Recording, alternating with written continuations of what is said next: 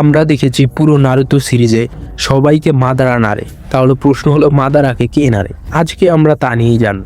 Naruto সিরিজে মাদারার লক্ষ্য ছিল ইনফিনিট সুকিয়োমি, মানে চূড়ান্ত শান্তি। সে পৃথিবীর দ্বন্দ্ব, কলহ, মারামারি, হানাহানি চূড়ান্তভাবে বন্ধ করতে চাইতো, এবং তার মতে এটার একমাত্র উপায় ইনফিনিট সুকিয়োমি।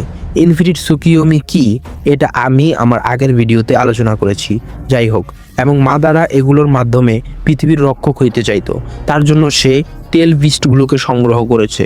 সে ভাবতো এগুলো সব তার বুদ্ধি, তার নিজের আবিষ্কার, এবং এগুলোর মাধ্যমে সেই পৃথিবীকে রক্ষা করবে। কিন্তু প্রকৃতপক্ষে মাদারা ছিল ব্ল্যাক জেটসুর হাতের পুতুল। ব্ল্যাক জেটসুকে আপনারা জানেন, ও হলো কাগুইয়া ও চুৎসুকির ইচ্ছার বাস্তবিক ফলাফল। কাগুইয়া জানতো যে তার দুই ছেলে হাগুরুমো হামুরা তাকে আগে পরে হত্যা করে ফেলবে বা সিল করে ফেলবে, কারণ কাগুইয়াকে তার দুই ছেলে পৃথিবীবাসীর জন্য হুমকি মনে করত।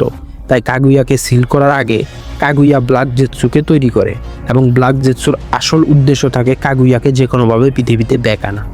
এই উদ্দেশ্য থেকে সে সকল ভয়ঙ্কর কাজগুলো করে আড়ালে থেকে।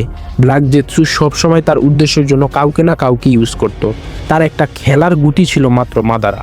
মাদারা যখন মারা যায় তখন মাদারার ভিতরে ব্ল্যাক জেটসু ঢুকে যায়, এবং মাদারাকে ভাবতে দেয় যে ব্ল্যাক জেটসুকে মাদারা সৃষ্টি করেছে। তার নিজের দ্বারা চেঞ্জ করা স্টোন ট্যাবলেটের মাধ্যমে মাদারাকে ব্ল্যাক জেটসু প্রভাবিত করে, এবং বুঝায় যে ইনফিনিট সুকিয়োমি একমাত্র মুক্তির পথ। এটার মাধ্যমে পৃথিবীর দ্বন্দ্ব বন্ধ হবে, যার ফলে চূড়ান্ত শান্তি আসবে।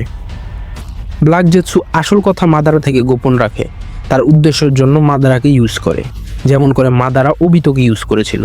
এবং অবশেষে ব্ল্যাক জেটসুর উদ্দেশ্য যখন সফল হয়, কাগুইয়া যখন ব্যাক আসতে সক্ষম হয়, তখন মাদারাকে মেরে ফেলে।